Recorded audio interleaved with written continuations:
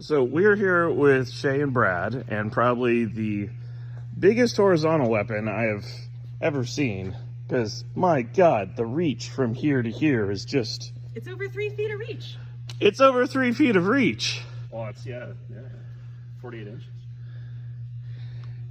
Are these the remains of your... It's over 3 feet. Way more than 3 feet. That's like 6 feet easy of reach. I was not ready for that. Neither is the competition. That's the trick. So, what possessed you to make the largest horizontal weapon in the field? Well, its origin story comes from Deep Six, and Dustin Eswing, who designed Deep Six and originally built Deep Six, basically designed Deep Six. In fact, for Season 7, we designed both Triton and Deep Six, and we prepared both robots. And Triton was, to some degree, kind of a vapor robot until BattleBots said, okay, we want Triton instead of Deep Six, and so we're like, okay, so that we now have to build it. And so Triton came together in a very short timeline, one of the shortest timelines I've worked with. But the concept is no compromise, big weapon. The maximum amount of weight, we had the Deep Six rule, has to be 80 pounds. We're gonna put an 80-pound weapon bar in it, and that's what it is.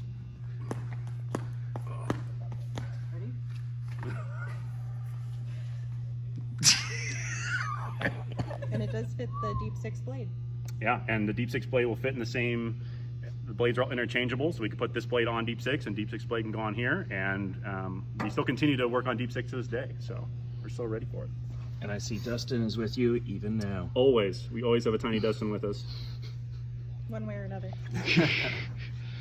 So, am I seeing this right? You guys are just using 5 castle motors, 1 on each drive, and then you have 3 to this giant weapon gear? Yeah, so the drive is almost identical to Deep Six in terms of we have Castle 2023 800 kV motors going into a Bane box gearbox, which then gets a little reduced further with a chain.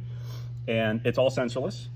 All of our speed controllers are XLXs, so they're the non-sensored variant of Castle's speed controller, so we are doing completely sensorless. We are looking for the weapon, which is, if you look in the back side here, we have 3 2023s in the 1100 kV flavor, so a little faster, a little more power dense. These are also sensorless, but we're looking at putting them sensored for the next variant to get a little more control and just make sure our spin up is exactly where we want it. Wow. This thing is literally just motors, batteries, and a blade. Yep. What more do you need? That's all you need. So when people compare you guys to Tombstone, how does that make you feel? It was expected. The concept of this robot was, how do you improve a robot like Tombstone, but have a larger weapon, a more energy dense, and just have as big a hit as possible. And so the concept is removing the tubing structure, and instead of going to this kind of AR flat plate methodology, it has held up amazingly well, even being directly hit by a robot like Manta and taking parts out. The fact that it has only deflected that much is really impressive to me. The center of gravity. The center of mass is about here. So what we've done is we have moved the wheels up. And that's why you have this weird configuration of the top and bottom wheel. If you were to have one single wheel here, well, the blade's gonna cut it, right? Wow, so, that actually passes between the wheels. But by putting our wheels further forward, it puts it right on the center of gravity, or center of mass rather. So now all the weight of the robot is on the wheels. So we have infinite traction. Whereas, Tombstone, for instance, will have his wheels back further because he has to. The blade would hit otherwise. And so you only have so much weight on the wheels. If you look at how both these robots drive, Tombstone and Triton, Tombstone will pivot a lot more around his weapon, where we're actually pivoting. The center of the robot will be spinning around. This thing pops wheelies when it drives because the wheels are basically right in that center. And that's the big advantage, is we have almost too much speed and too much traction for this robot. It's just unnecessary. We can box rush other people. Why would you ever do that? So really, it's a counter box rush mode, I guess. It's been a while now. It's a lot of reduction because we didn't aim to hit maximum miles per hour tip speed because we just wanted to spin up. Because we noticed, even Deep Six, when just the self-riding gearbox was going and it was like moving like against robots, it has enough mass that it does damage. So it's not really about the top end; it's about just staying spun. Right. So we ended up going to a larger reduction mainly because we were having too much belt slip. Okay. That was our biggest issue. So we actually went a little faster. We're probably closer. I think we were tacked at like 128 or something like that. Like it was higher. It was higher than we wanted it to be necessarily because we don't care. We want it to just be able to spin up as quickly as possible. Gotcha. Interesting. Yeah, we have the small, medium, and large pulleys. Right. This small one slips. Brad, is there anything you want to tell the blog? Well, other than the fact that we're ready to have, before we fought Manta, we had a new version of Triton already ready. We fought Manta with the old version because it was still ready to go. But we're really eager to try out a lot of changes. We're taking the wheels in a little bit, back slightly, changing up this armor package, changing up our back end. You saw the Copperhead fight.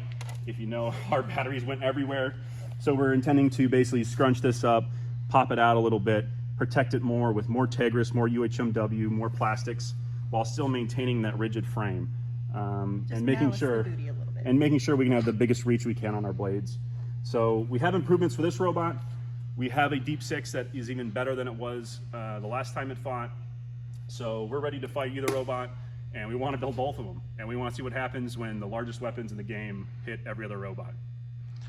Now, as I understand it, you're now working at Rev Robotics with those jokers over there. Yeah. How is this going to change Triton moving forward? Well, so a lot of it was done where Dustin was originally in Virginia designing it, and I was in Las Vegas with Shay, and we built it in our apartment. We now have significantly more space to work on our robots, thanks to Rev and Greg and David. So we're going to be able to really improve it very rapidly and a lot easier than building it in an apartment. I could literally fit my entire house in this room, Yeah. in this one room. I have a feeling we could fit my house and your apartment in this room. Yeah. So, we're really happy to be here and have the ability to really improve Triton the way it should be. Without spilling our drinks on it. We're having a dog Yeah. lay on it. Way less dog hair now. Triton's going to be so much smoother. Really exciting. Yeah, our weapon is 80 pounds. It's, you just got to keep working on it, and eventually you too can build a 250-pound robot.